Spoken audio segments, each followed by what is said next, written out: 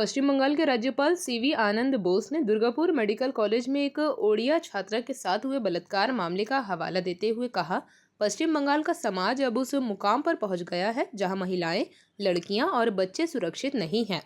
उन्होंने राज्य भवन में एक पुस्तक विमोचन समारोह के बाद यह टिप्पणी की।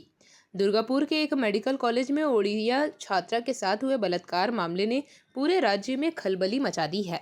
घटना सामने आते ही पुलिस ने जांच शुरू कर दी है। पुलिस ने शुरू में कहा था कि इस घटना में किसी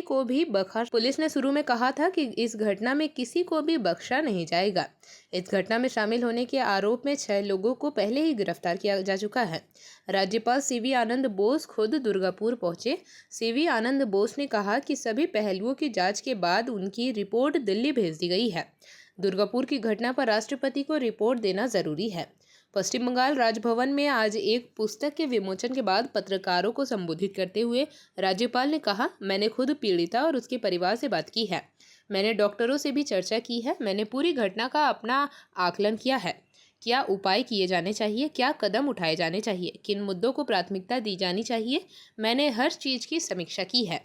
इसके बाद मैंने संबंधित अधिकारियों को एक विस्तृत रिपोर्ट सौंप दी है। उन्होंने आगे कहा, मेरे अपने अवलोकन और पीड़िता के परिवार के साथ चर्चा के आधार पर मैं कह सकता हूं कि पश्चिम बंगाल का समाज अब उस मुकाम पर पहुंच गया है जहां महिलाएं और बच्चे सुरक्षित नहीं हैं। राज्यपाल की टिप्पणी ने राजनीति क्षेत्र में एक नया विवाद खड़ा कर दिया है। पुलिस ने पहले ही दुर्गापुर बलात्कार मामले की जांच शुरू कर दी है। हालांकि राजनीतिक विश्लेषकों का मानना है कि राज्यपाल के सीधे हस्तक्षेप और उनकी सार्वजनिक टिप्पणी से घटना को एक नया आयाम दिया। So I had been to the field. I interacted with the victim, the parents, the doctors, the principal. I have made my own assessment of the situation. What are the remedial steps to be taken? What are the corrective steps to be taken? What are the punitive steps to be taken? I have given my own observations in this regard in the light of the Constitution of India and the rule of law. These reports I have submitted to the competent authorities in Delhi, including the Honorable President. Law and order and women security को लेकर कुछ mention किया आपने? Naturally, see the incidents that have been taking place, atrocities against women, lead to the conclusion that Bengal is becoming a society which is not safe for the girl child.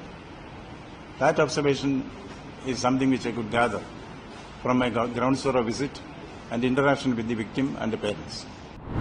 JP Bharat live, Bharat की बात JP के साथ। Video को like करें, share करें और channel को subscribe करें।